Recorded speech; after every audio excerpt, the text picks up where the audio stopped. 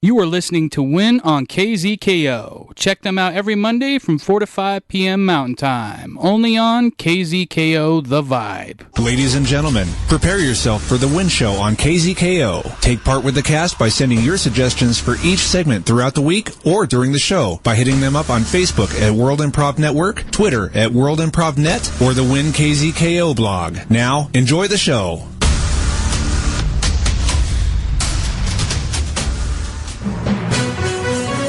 It's local. It's global. You are listening to Win World Local News.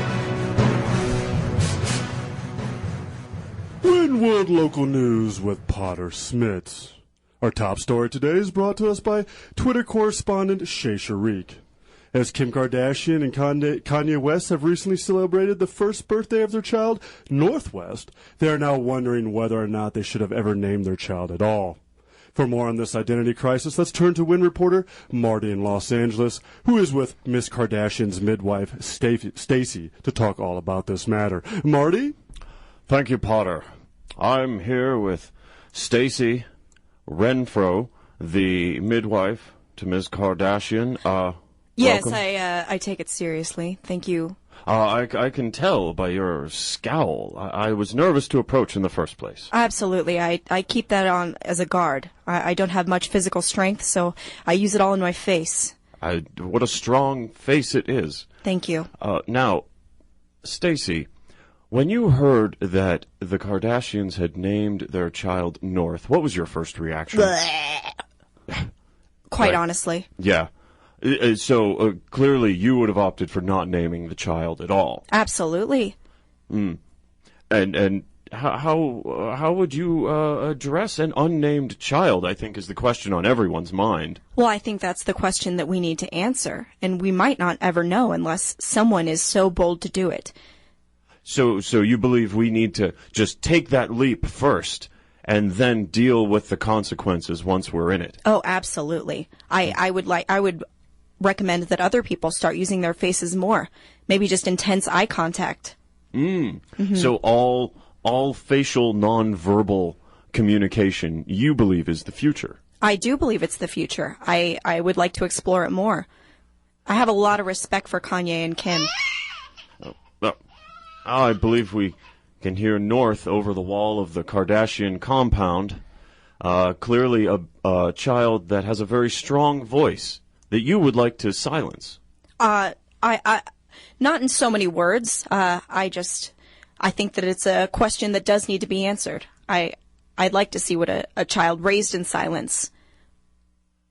Now, Stacey, I think there are a lot of English teachers here in America that don't agree with the views you're espousing of eliminating language.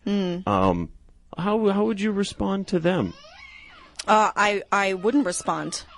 Not verbally. That's at least. the crux of the matter. Okay.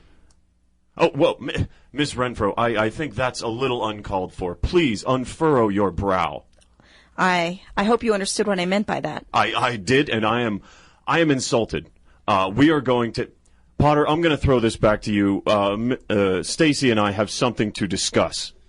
Sounds like there's a little bit of beef going on out there in Los Angeles, but nonetheless, the next story is supplied to us by Win Twitter correspondent Sonny from Washington, D.C. President Obama has just pledged $2 billion to address the recent flow of children entering illegally into the United States. To learn more about the reasons for this $2 billion pledge, let's go live to Win reporter Jason in Washington, who is standing by with Mr. Willy Wonka and presidential White House aide Brianna Moneybags. Jason? Thank you, Potter.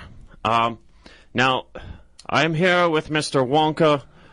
Mr. Wonka, you have been gifted an exorbitant amount of money. A lot of the American people are, frankly, disturbed by the size of the number. But you, sir, look elated. Yeah, I think every child should have the opportunity to have chocolate, to have candy, and have a lifetime of tooth decay, just like I've had. And that's kind of one of the models that we've had here at Willy Wonka's factory. And that's why I'm completely pleased that President Obama along with his sweetest aide, Brianna, was able to grant me part of that $2 billion, to make this a reality for all the children that are sneaking into our country. Brianna, I think I speak for most of the citizens of the United States who feel duped by the fact that the Mr. President had gotten this money passed in order to help children, when in actuality it appears to be just a front to further the cause of tooth decay. Have you tried the caramel-covered chocolate? It's a reverse take on chocolate-covered caramel. No, I have not. I don't believe in eating fructose. Okay, obviously we're going to be on different pages about this entire thing. You're getting a wrong idea. Brianna understands that our creations are every child's creations. And it doesn't matter from what part of the world they're from and where they're trying to come from to get in here. They all deserve something like that, like a caramel-covered chocolate. Let me ask you what your favorite candy is. Do you mind if I ask you that? Yes, you can go ahead and ask me. What's your favorite kind of candy? Bark. Tree bark. Just plain tree bark. That's obviously a synonym for chocolate. He means chocolate. Yeah, clearly you must be talking about that mint chocolate that we carry. No, I was raised in the woods, and when I was good, my parents would treat me to a large slice of tree bark that I could gnaw on for up to 2 weeks. Surely that has to have some effect on your teeth. Oh, I have wonderful teeth. Yes, very much like a woodpecker whose beak is cleaned by the wood. My teeth are harder. There is a thicker layer of enamel than the average human. I have wonderful teeth because I was granted the privilege of eating bark and not this high fructose poison that you and the government is peddling. How dare you call that poison? That there is goodness, and that is something that every child should not be left behind with the ability to have high fructose corn syrup in this country. And also, you've got to understand, Jason, that our dental industry is down right now. And this is a job creation bill as much as it is something to help children have a little bit of enjoyment in their life. We need dentists back to work, so the only way they're going to get back to work is if they're losing teeth. Thank you, Brianna, for passing that bill. I think Absolutely.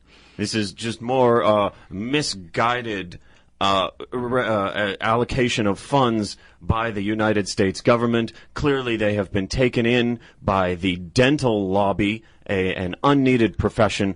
Potter, I am ashamed to live here and to be around people who want to eat this much sugar. I'm throwing it back to you before I scream. Well, thank you, Jason. Maybe you should just go right back out into the forest with your parents and chew on some bark. To our next story, presented to us by Win Facebook contributor Tyler from Dublin, Ireland. He has just informed us that the Loch Ness Monster has left his home in Scotland to take refuge at the Guinness Brewery in Dublin. To drink this breaking story to its fullest, let's turn to Win reporter Ian, who is with the Loch Ness Monster at the Guinness Brewery himself. Ian? Thank you, Potter. First, Mr. Monster. Oh, that won't be necessary. We can speak in the language. Hello. What a pleasant surprise. Thank you. Yes, when people are searching for me, I certainly have a time to chat with them. I've learned the language. Well, I think that will come as a surprise to many of our viewers, since you have stayed hidden for so long. Why emerge now? Well, just good beer, good friends, good company. So you have a lot of friends in the Dublin area. Oh, I like to think so. I don't know how you can measure a number aside from Facebook friends, but I like to think that I have good company. Well, how many Facebook friends do you have? 454. That's it? Is that not a lot? Not a lot of friends? No, that's very low in the grand scheme of things. How many friends is what a lot, hypothetically? 2 to 3 million. I believe the U.S. average is somewhere around 32,000. My God. Yes, you clearly don't get out much. No, I don't. Do you have a personality issue that pushes people away? Oh, I can't imagine what that would be. I like to talk about my own interests. Quite a deal. Quite a big deal. Quite a good deal. I like to remark on my preferences, different things. So it sounds like you're a very self-centered monster. Well, I'm the only one. Oh. So there. Now we're getting to the heart of the issue. Because you're the only one, that's all you can talk about. I am at a loss for other conversational topics. Well, this isn't going to go anywhere. Thank you, Potter. I'm throwing it back to you. Thank you, Ian. Let's take a quick look at the sports. What's going on in the World Cup down in Brazil? Fired up, Frank. People are kicking penalties! Well, thank you there, Fired Up. Let's go make a quick desk change over to Rose Rainmaker, standing in for Daisy, who's out on vacation. Rose, how's the world weather looking right now? Oh, it's so good. Honestly, I mean that. The sun is nice today, and I was speaking with the sun earlier, and it says it's going to stay for a while today. And I think we have a lot to look forward to. Well, thank you, Rose, and thank you for tuning in to Wind World Local News. I'm Potter Smittss. Good day, and stay tuned for Community Court next on the World Improv Give the Windcast Network. your suggestions via Facebook, Twitter, or the KZKO Wind blog during the commercial break of a case that needs to be heard during Community Court. Next on KZKO.